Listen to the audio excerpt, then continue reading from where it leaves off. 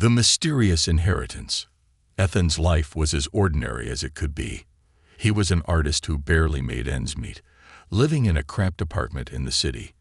Every day felt like a struggle, but he never stopped dreaming of a better life. One day, while sipping on cheap coffee and sketching in his notebook, he received an unexpected letter. It was from a law firm he had never heard of. "Dear Mr. Ethan Moore," the letter began, "we regret to inform you that your great-uncle, Mr. Alaric Moore, has passed away. As his only living relative, you have inherited his estate, a mansion located in the secluded Whispering Pines forest." Ethan was shocked. Great-uncle? He didn't even know he had a great-uncle. His family had always been small, just him and his late parents. Yet here it was, a legally binding document declaring him the sole heir to a mansion. Curiosity quickly replaced his disbelief. Why had he never heard of this relative before? And what kind of mansion could this be? Excited but wary, Ethan decided to see it for himself. The law firm had included a set of keys and a map. The next morning, Ethan packed his belongings into his old beat-up car and began the long drive to Whispering Pines. The further he drove, the more isolated the landscape became. The city gave way to countryside, and then to dense, towering forests. The GPS lost signal halfway there, leaving Ethan to rely on the map. By the time he reached the mansion, the sun was setting, casting an eerie glow over the property. The first thing Ethan noticed was how massive the building was. It wasn't just a house. It was like a castle, with tall spires, intricate carvings, and ivy creeping up the stone walls. The windows were dark, and the air around the mansion felt heavy, as if it held secrets waiting to be uncovered. Ethan stepped out of his car, the keys jingling in his hand. The moment he opened the wrought iron gate, it let out a loud creak, breaking the silence of the forest. He walked up the stone path, his footsteps echoing in the stillness, and unlocked the large oak door. The interior was even more overwhelming. Chandeliers hung from the high ceilings, and the walls were lined with shelves of old books. The furniture looked antique, yet there were signs of modern technology. A sleek console on one wall and strange, glowing panels on another. It was a bizarre mix of old-world charm and futuristic design.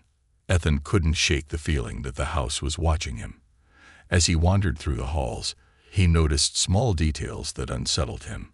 A portrait of a man who looked eerily similar to him hung in the foyer, labeled Alaric Moore, 1922. But that couldn't be right. The man in the painting looked no older than 40. In the dining room, a strange draft swept through, even though the windows were tightly shut. Ethan dismissed it as paranoia. He explored further, finding a grand staircase that spiraled upward. At the top, a long hallway stretched before him, lined with doors. One door, however, stood out. It was larger than the rest, and made of polished steel, unlike the wooden ones. When Ethan tried to open it, it wouldn't budge. He jiggled the handle, and even used his shoulder to push, but it didn't move an inch. "That's odd," he muttered. Suddenly, he heard a faint noise behind him. It sounded like whispering, but when he turned around, no one was there. His heart raced as he scanned the hallway, but it was empty. Deciding he had had enough for one night, Ethan returned downstairs. He found the living room and sank into a leather armchair, trying to make sense of everything. Who was Alaric Moore? Why had he inherited this strange place? As Ethan sat there, the lights flickered. He glanced at the ceiling, thinking it might be a power issue. Then, out of nowhere, he heard a soft cry. It was faint but distinct, like someone weeping. His eyes darted to the hallway leading back to the steel door. The sound seemed to be coming from there. Ethan hesitated. Every rational part of him screamed to stay put, but his curiosity got the better of him. Grabbing a flashlight from his bag, he made his way toward the sound. The crying grew louder as he approached the door. His hands trembled as he pressed his ear against the cold steel. "Hello," he called out, his voice shaky. There was no response, just the faint sound of sobbing. Ethan backed away, his heart pounding. Who, or what, was behind that door? Just as he turned to leave, the crying stopped abruptly. The silence was deafening, and Ethan felt an overwhelming sense of unease. He didn't know what secrets this mansion held, but one thing was clear: he wasn't alone. The secret room. Ethan couldn't shake the memory of the crying. He spent a restless night on the living room couch, clutching his flashlight like it was a weapon. The mansion was too quiet, as if the walls themselves were holding their breath.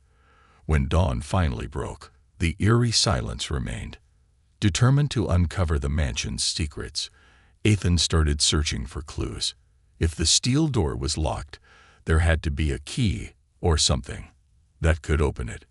The first breakthrough came in the library, a cavernous room filled with dusty books and strange artifacts.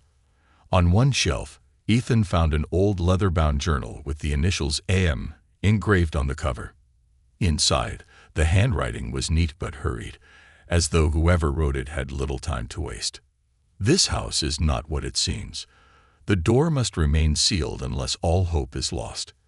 To open it without caution is to risk everything. Ethan frowned, flipping through the pages. Most of the entries were cryptic, referencing the girl and the device, but offering no clear explanations. One passage, however, caught his eye. The key is hidden where time stands still. Ethan looked up at the antique clock on the wall. It was enormous, its face adorned with intricate carvings of stars and planets. The hands weren't moving. "Time stands still," he whispered. Approaching the clock, Ethan noticed a small panel on its side. It didn't take long to figure out that it slid open, revealing a hidden compartment. Inside was a brass key, unlike anything he had seen before. It was heavy and cold to the touch, with an intricate pattern of stars etched into the metal. Adrenaline surged through Ethan as he made his way back to the steel door. The key fit perfectly into the lock, and with a deep breath, he turned it. The door let out a low, mechanical groan as it slid open. Behind the door was a room that defied explanation. The walls were lined with glowing panels that pulsed with a soft blue light. Strange symbols floated in the air, projected by holograms Ethan couldn't begin to understand. In the center of the room was a glass pod, illuminated from within. Inside lay a girl who didn't look human. Her skin was pale with a faint blue tint, and her hair shimmered like silver in the dim light. She appeared to be asleep, but her chest rose and fell in a slow, steady rhythm. Ethan approached cautiously, his mind racing. Was she alive? Was she even real? Before he could examine her further, a sudden noise made him jump. A panel on the wall lit up, and a holographic figure appeared. It was an older man with sharp features and piercing eyes, Alaric Moore. "If you are seeing this," the hologram said, "then I am no longer alive, and the burden of my secret falls to you." Ethan froze, unable to tear his eyes away from the figure. "This girl is not of this world," Alaric continued. "Her name is Lyra, and she comes from a distant galaxy. She is no ordinary being. She is a queen in exile, fleeing enemies who would use her power to destroy entire civilizations. I swore to protect her, but my time has run out. Now, it is up to you." The hologram flickered, and Ethan struggled to process what he was hearing. A queen. An alien. It sounded impossible, but the evidence was right in front of him. "There is one thing you must understand." Alaric's voice grew more serious. "Do not wake her unless it is absolutely necessary. Her enemies are always watching. If they sense her awakening, they will come for her, and for you." The hologram vanished, leaving Ethan alone with the girl in the pod. He took a step back, his mind racing. What was he supposed to do now? He wasn't a scientist or a soldier. He was just an artist, out of his depth in every possible way. But then, a soft beeping noise filled the room. Ethan turned to see the pod's lights blinking rapidly. The girl's eyes fluttered open, revealing irises that glowed like molten silver. "Who are you?" she whispered, her voice weak but clear.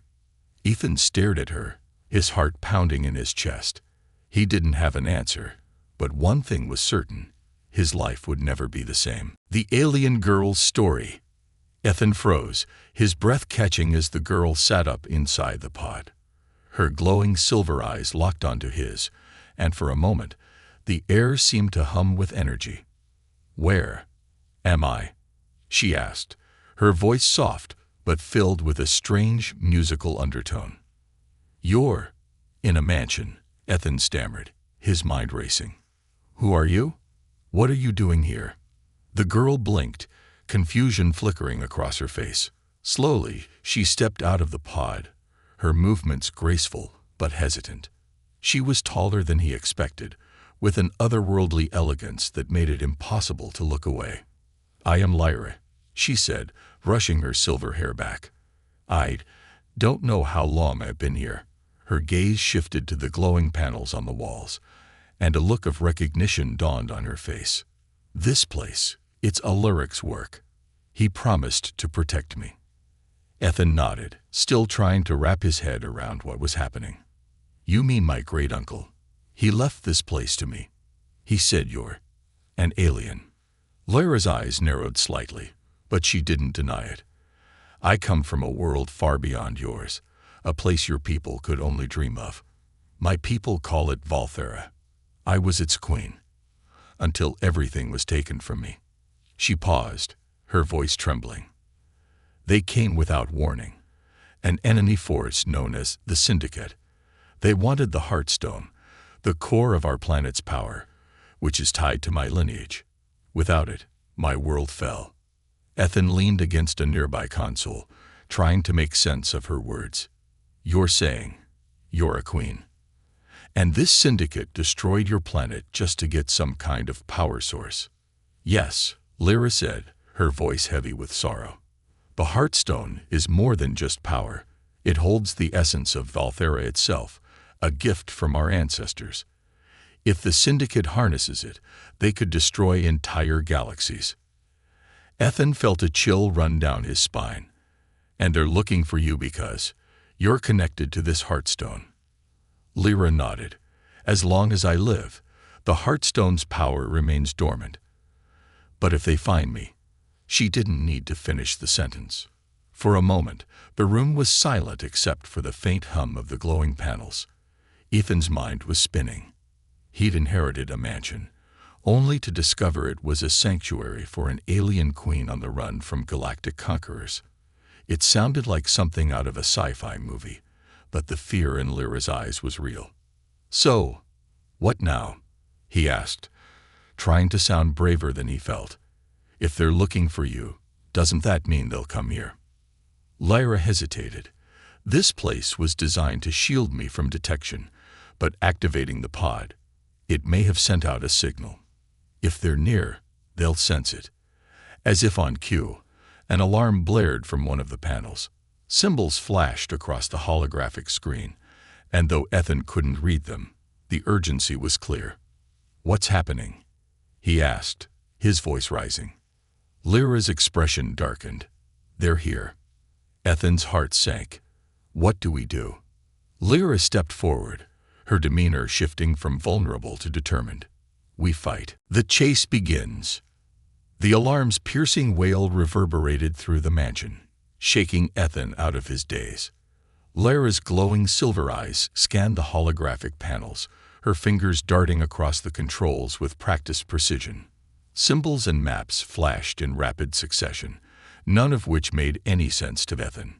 "They've locked onto the signal from the pod," Lyra said, her voice clipped with urgency. "Their scouts are close. We have minutes, maybe less." Ethan's heart pounded. "Minutes? What am I supposed to do? I don't even know how half this stuff works." "You don't need to," Lyra replied, her tone firm. "Just follow me. Your great-uncle prepared this house for emergencies like this." She darted toward the center of the room, where a faintly glowing floor panel caught Ethan's attention. As she stepped on it, the panel shifted, revealing a staircase spiraling downward. "Underground?" Ethan asked, his voice rising. "Alaric called it the escape vault," Lyra explained.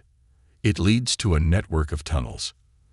But first, she grabbed a small, cube-shaped device from the console and handed it to Ethan. It was warm to the touch, pulsing faintly with an inner light. "What is this?" he asked, inspecting the strange object. "It's the keystone," Lyra said. "It contains part of the Heartstone's energy. Without it, the Syndicate can't access its full power. Protected at all costs." Ethan hesitated, the weight of responsibility sinking in. Before he could respond, the mansion's walls trembled. A low rumble echoed from outside, followed by a blinding flash of light visible through the windows. "They're here," Lyra said grimly. Ethan barely had time to think as Lyra grabbed his arm and pulled him down the hidden staircase. The steel door above slid shut behind them, sealing the mansion's upper floors. The staircase led to a narrow tunnel, dimly lit by glowing strips along the walls. The air was cool and smelled faintly of earth. As they ran, Ethan struggled to keep up with Lyra's swift pace. "Where do these tunnels lead?" he asked, his voice echoing in the confined space. "They stretch beneath the forest," Lyra explained. "Alaric designed them as a last resort. If we make it to the main exit, we'll have a chance to escape." The rumble of explosions above grew louder, and the tunnel shuddered. Dust and small rocks rained down, making Ethan flinch. "They're tearing the mansion apart," he said, panic creeping into his voice. "They won't stop until they find me, or destroy everything trying," Lyra replied. The tunnel forked ahead, splitting into two paths. Lyra stopped abruptly, scanning the walls for a clue. Ethan noticed a faint marking above one of the paths, a symbol that matched the design on the keystone. "This way," Lyra said, taking the marked path. As they moved deeper into the tunnel, the sounds of destruction above faded slightly. Ethan's mind raced with questions, but one in particular burned brighter than the rest. "Why me?" he blurted. "Why did Alaric leave all this to me? I don't know anything about aliens or fighting." "Or, because you're stronger than you think," Lyra interrupted, her tone softer now. "Alaric wouldn't have trusted you with the keystone if he didn't believe in you." Before Ethan could respond, a deafening screech echoed through the tunnel. Lyra stopped, her eyes narrowing. "What was that?" Ethan whispered, clutching the keystone tighter. "Scouts," Lyra said, her expression darkening. "They found the tunnel system." From the shadows ahead, glowing red lights appeared. Eyes, Ethan realized. A group of Syndicate scouts emerged, their skeletal, insect-like bodies moving with unnerving precision. Lyra stepped forward, her hand glowing with the same silvery light as her eyes. She raised it, and a burst of energy shot out, striking the first scout and sending it crashing into the wall. "Run," she shouted to Ethan. But Ethan hesitated, watching in awe as Lyra fought. Her movements were fluid and precise, her energy blasts illuminating the tunnel. She was holding her own, but the scouts were fast, and more were coming. "Ethan, go," she yelled, her voice breaking through his trance. He turned and sprinted down the tunnel, clutching the keystone like his life depended on it. Behind him, the sounds of battle echoed, blasts, screeches, and the sharp crack of stone breaking. The tunnel opened into a larger chamber, where a circular platform stood in the center. Strange symbols glowed on its surface, and Ethan recognized it from the journal he'd found earlier. The portal, he realized, running toward it. As he reached the platform, Lyra appeared, battered but unbroken. Her silver eyes glowed fiercely as she joined him on the platform. "They're right behind us," she said, her voice steady despite her injuries. "Activate it." Ethan hesitated. "How?" Lyra pointed to the keystone in his hand. "Place it in the center and focus. The keystone responds to intent." With shaking hands, Ethan placed the device in the platform's center. It clicked into place, and the symbols began to glow brighter. "Focus, Ethan," Lyra urged. He closed his eyes, trying to calm his racing mind. He didn't fully understand how it worked, but he pictured the two of them escaping, the syndicate scouts left behind in the dark tunnels. The platform hummed with energy, and a swirling portal of light erupted around them. The last thing Ethan saw before they vanished was the scouts bursting into the chamber, their glowing red eyes filled with rage. Unexpected allies. The portal spat Ethan and Lyra out into an open field under a sky unlike anything Ethan had ever seen. Twin suns blazed overhead, casting golden light across a sprawling alien landscape. Towering crystalline trees shimmered in the breeze, their leaves reflecting a kaleidoscope of colors. Ethan stumbled, disoriented, while Lyra immediately scanned their surroundings. "Where are we?" Ethan asked, his voice shaky as he tried to steady himself. "A safe zone," Lyra replied, her gaze darting across the horizon. "At least I hope it still is." Before Ethan could press for more details, a sudden rustling in the crystalline foliage made them both freeze. Lyra raised her hand, her fingers glowing faintly with energy. From the shadows emerged a group of figures, their forms humanoid but distinctly alien. Their skin glimmered like polished stone, and their eyes glowed faintly. They moved with quiet precision, weapons at the ready, each aimed directly at Ethan and Lyra. Lyra stepped in front of Ethan, shielding him. "We mean no harm," she said firmly. "I am Lyra of Valthera." The largest of the figures, clearly the leader, stepped forward. His weapon lowered slightly as his glowing eyes widened. "Queen Lyra, you're alive." Lyra nodded. "Barely. Who are you?" "I am Thelos," the figure replied. "We are loyalists of Valthera. We thought you were lost when the syndicate attacked." Lyra's shoulders relaxed slightly, but her expression remained cautious. "If you're loyalists, why didn't you come to my aid?" Thelos lowered his weapon completely, bowing his head. "We tried. The syndicate's forces were overwhelming, and we had to retreat to regroup. We've been searching for you ever since." Ethan watched the exchange in stunned silence, unsure whether to feel relieved or wary. These aliens seemed genuine, but the way they moved and spoke was unnerving. Thelos's gaze shifted to Ethan. "And who is this?" "This is Ethan," Lyra said. "He's the one who activated the keystone and helped me escape." Thelos studied Ethan for a moment before nodding. "You have our gratitude, human, but your involvement in this war is dangerous." "Trust me, I didn't ask for this," Ethan replied, trying to keep his voice steady. Thelos turned back to Lyra. "We must move quickly. The syndicate scouts will track your energy signature, even here. Do you still have the keystone?" Lyra glanced at Ethan, who held the device tightly. "He has it," she said. Thelos's eyes narrowed. "A human carrying the keystone. That is unusual." "It wasn't by choice," Ethan muttered. Lyra stepped forward. "The keystone contains a fragment of the Heartstone. Without it, the syndicate's plans will fail. But we need to reach the sanctuary before they catch up to us." Thelos hesitated, then gestured to his team. "Come with us. We'll take you to our base. From there, we can plan our next move." The group moved swiftly through the alien terrain, with Ethan struggling to keep up. The loyalists seemed to glide across the ground, their movements almost otherworldly. As they approached a cliffside, Thelos activated a hidden mechanism, revealing an entrance carved into the rock. Inside was a sprawling underground base, filled with more loyalists. They stared in awe as Lyra entered, many bowing their heads in reverence. "We've been waiting for this day," Thelos said. "The Queen has returned."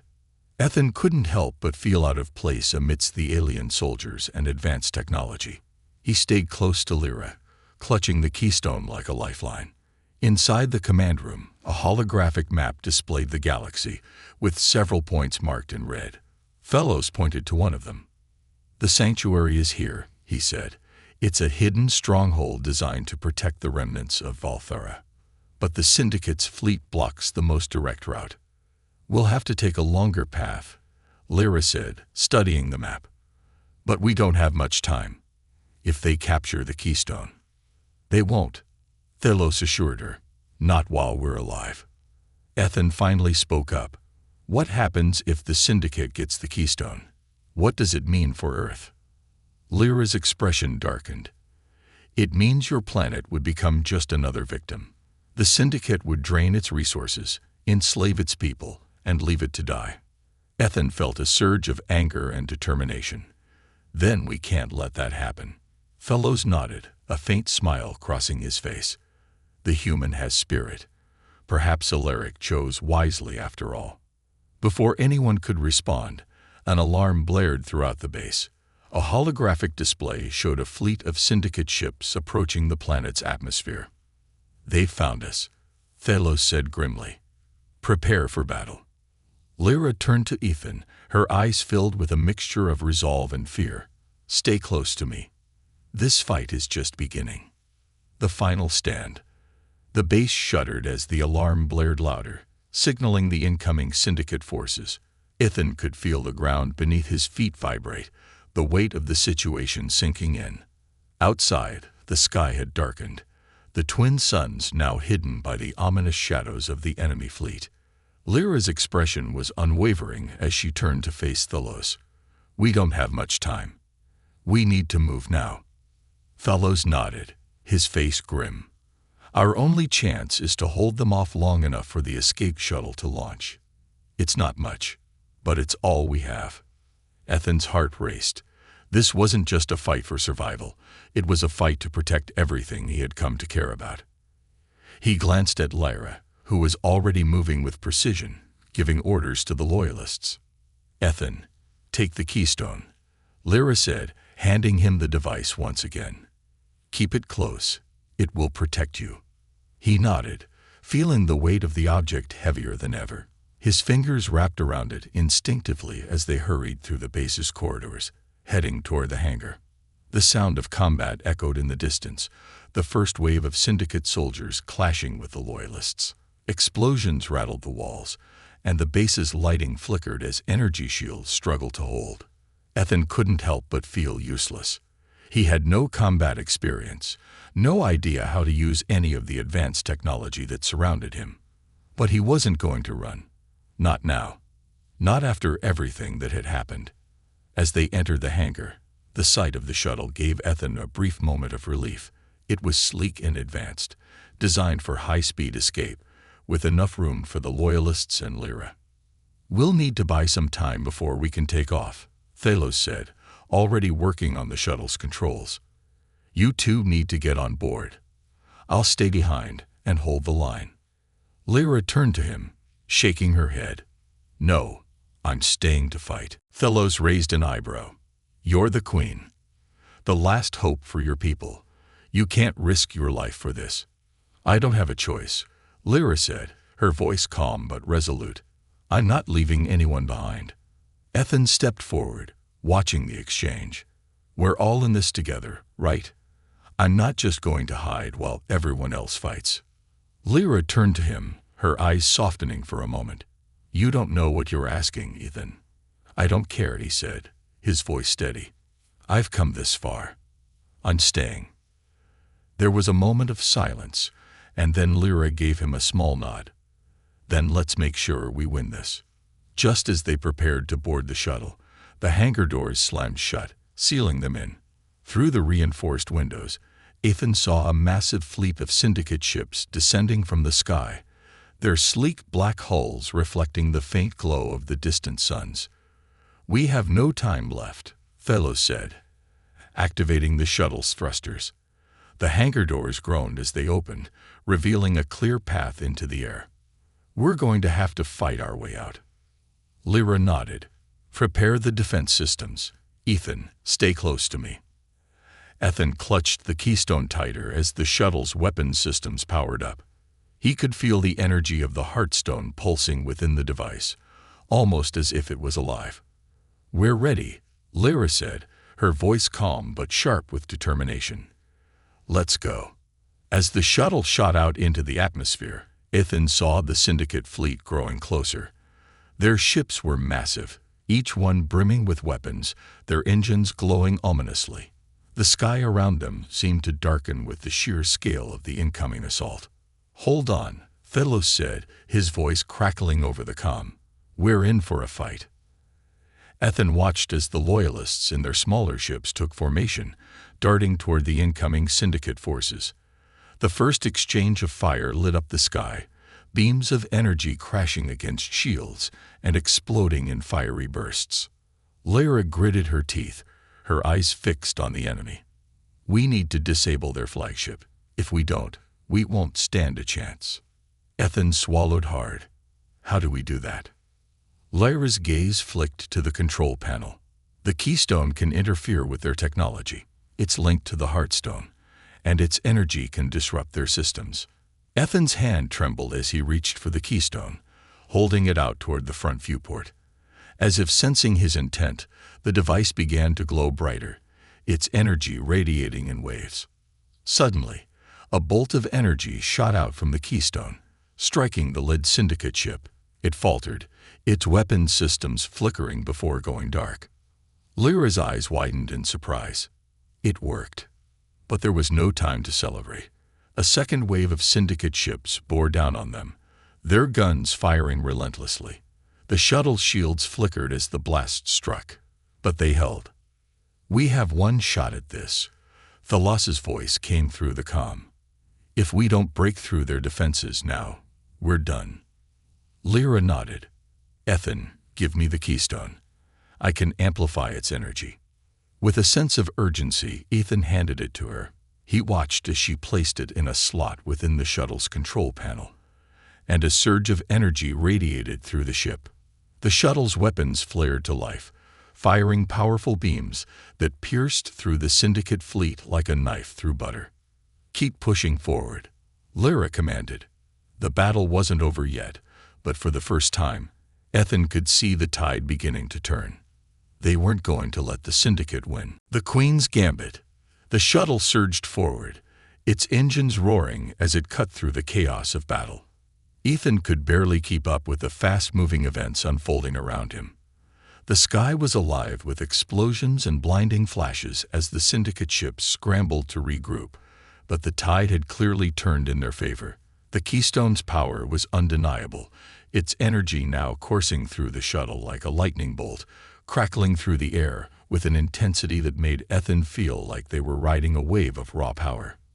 Lyra stood at the front of the shuttle, her hands moving with practiced precision over the control panel, her silver eyes glowing brighter with every passing moment.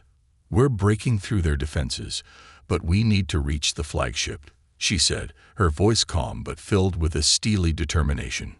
Ethan nodded, his hands clenched around the seat. The battle had only intensified since the shuttle launched, and though the Loyalists fought bravely, he knew that they couldn't keep up this pace for long. The Syndicate was relentless, and their numbers were overwhelming. Ahead, the massive flagship of the Syndicate loomed, its dark hull streaked with energy weapon fire, its turrets trained on the shuttle. It was a monstrous vessel, nearly 10 times the size of the smaller fighter ships they had just evaded. Every inch of its surface looked fortified, as if it had been designed to withstand an army's assault. "Thelos, can you hold them off?" Lyra called through the comms. "We're doing everything we can, but they're pushing back harder," Thelos replied, his voice trained. "The flagship has advanced shield technology. It's going to be tough to break through without a direct hit." Lyra's lips pressed into a thin line as she concentrated on the panel in front of her. "If we can get close enough, I'll disable its core system. But I'll need time." Ethan's heart pounded in his chest. He had no idea how Lyra was planning to pull this off, but there was something in her eyes, the same fierce determination he had seen when they first met, that told him she wasn't going to stop. With a violent jolt, the shuttle lurched forward as the flagship's cannons fired. The shields flared in a burst of light, absorbing the damage, but it was clear that their window was closing. "We're not going to make it," Ethan shouted, gripping the seat harder. Lyra didn't flinch. "Hold on," she said, her voice unwavering. She slammed a button on the console, and the shuttle dipped into a sharp dive, narrowly avoiding a direct hit.